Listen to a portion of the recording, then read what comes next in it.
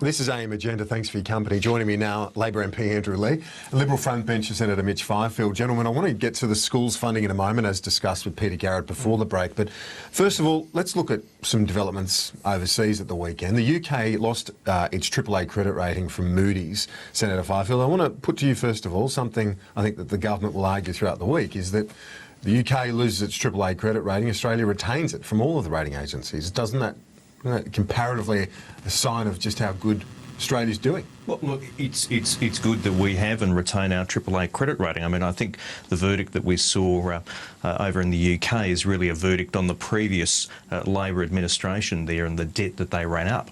And that's a warning for us, is that big debts start as a result of smaller debts getting gradually bigger.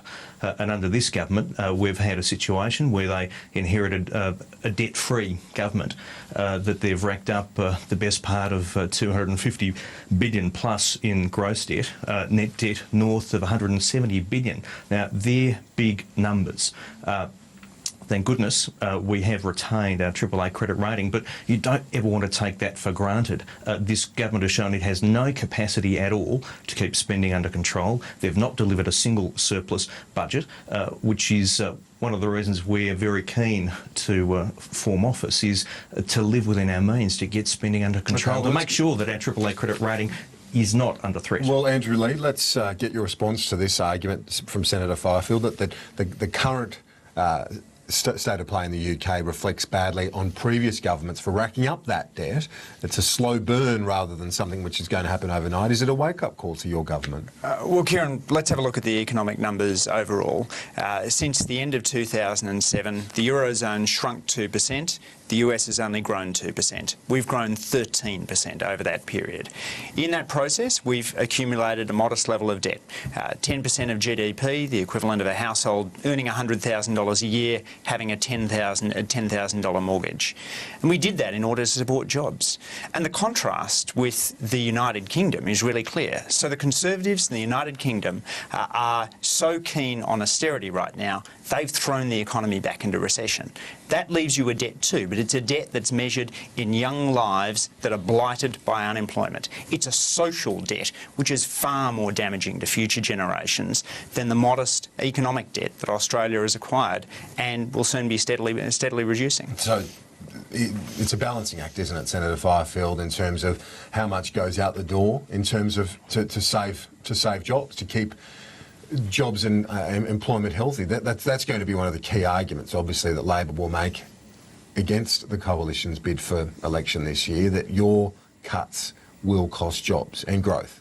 No, well, you want to be careful. You want to cut waste. You want to cut inefficiency, and that will be our priority. But I think what Andrew's confirmed is that the current government, have absolutely no intention of seeking a budget surplus. We know that they've basically given the game away for the current financial year. But I think what Andrew is saying is that forget it for any future Labor government. You know that surpluses aren't necessarily always good, are they? The automatic stabilisers need to be allowed to work. But it's nice to have one occasionally. And there hasn't been one under this government, and there won't be one under 6 years of this government, not in any year. Wayne Swan will go down, I think, in a unique class of his own as a Treasurer who never delivered a single budget surplus, a Treasurer who served the entire period of a government. That's extraordinary. Well, Andrew Leigh, it's a pretty potent political attack there that the Coalition can use, as they've done, relentlessly against the government. You haven't delivered one. In fact, I think the favourite line is about Wyatt Roy, isn't it? That Wyatt Roy, the youngest member of Parliament, wasn't even alive the last time Labor delivered a surplus. Which is, of course, wrong. But this is the sort of argument that will be used by the Coalition frequently. And what we need to argue frequently and forcefully, Kieran, is that Australia's debt is modest by international standards, and that those who claim we should not have had debt are effectively saying that we should have thrown $200,000 100,000 Australians onto the unemployment scrap heap when the global downturn came. We are paying down that debt. We've made over $100 billion of savings, and we're facing an international environment in which the tax share of the economy is at historic lows. And so if we had the tax share that the Howard government had, we'd be $20 billion in surplus. If they had the tax share we currently have, then many of Peter Costello's budgets would have been deficit budgets. That's just the international reality, and we have to recognise that when you get a write-down in revenues, that affects the bottom line, and your choice as to whether to cut to the bone and actually throw people into unemployment, or whether to maintain responsible economic policies. We're going to have much more economic debate throughout the year. I want to move on to schools funding and this fight that's been reignited with the states. Are the states playing politics with this? Short-term politics without the vision of national reform, as Mr Garrett argued before the break? Not at all. Peter Garrett, Julia Gillard have been remorselessly playing politics with education funding. There was this absurd situation where the federal government was saying to the states, you've got to sign up to Gonski. And the states quite reasonably said, well, OK, take us through the detail, take us through your funding proposition. And Peter Garrett said, oh, no, we're not going to give you a funding proposition until you give us a funding proposition. Well, hello, this is actually the federal Labor government's educational reform proposals, so the onus is on them to put an offer on the table first, particularly since the majority of the schools that we're talking about are actually owned and run by the states, and school education is the preserve of the states. That's the point I want to put to Andrew Leigh.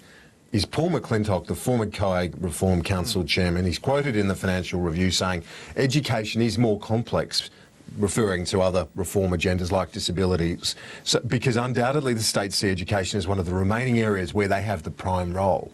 And they're going to cling to it. And you saw that over the weekend. This is not going to happen, is it? I understand states' desire to maintain control, Kieran, but I was seconded to the Federal Treasury when we were working on an important round of education reforms with the states. And what I was struck by in looking at the state education budgets was how little needs-based funding there was, how little difference there was in the support that they gave to children with disabilities, children non-English speaking background, children from disadvantaged schools. Through my school, we've now provided the information that's necessary to target disadvantage. And what we're saying to the states is your education systems are not performing as well as they should be. They're not up to the level of the Asia Pacific. In some cases, they're behind where they've been in past generations.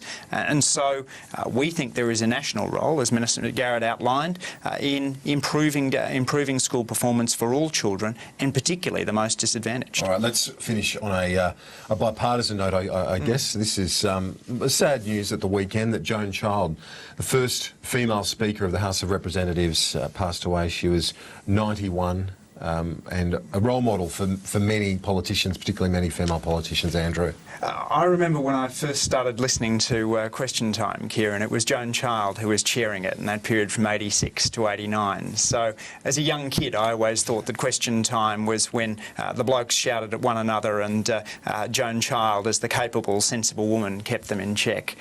Amazing woman, 5 children, worked as a cleaner and then rose to the ranks of Speaker, and I think has been, as you say, just a great role model for generations to come. And it surprised me, Senator Fifield, that Joan Child entered Parliament, I think it was 74, which just seemed very late for the first female member of the ALP to be in the House of Reps. You forget sometimes just how long it took for women to have that sort of representation, and she led the way in many respects, becoming Speaker. But look, she had an impressive career, and it was an important achievement to become the Speaker. At the last Remembrance Day, I was at the Dandenong RSL, and a serving member of the Victoria Police came up to me and asked if I knew or was aware of his mother. And that serving police officer was a son of Joan Child, and he was extremely proud of her. So, condolences to their family. Condolences, absolutely. Five children, I think 5 boys, was it? Amazing career to be able to achieve that, despite all the pressures of being a single mother as well. Amazing. And our condolences on behalf of Sky News as well to the family. Andrew Leigh and Senator Fifield, thank you very much for your time today. Thanks, Gary. I appreciate it.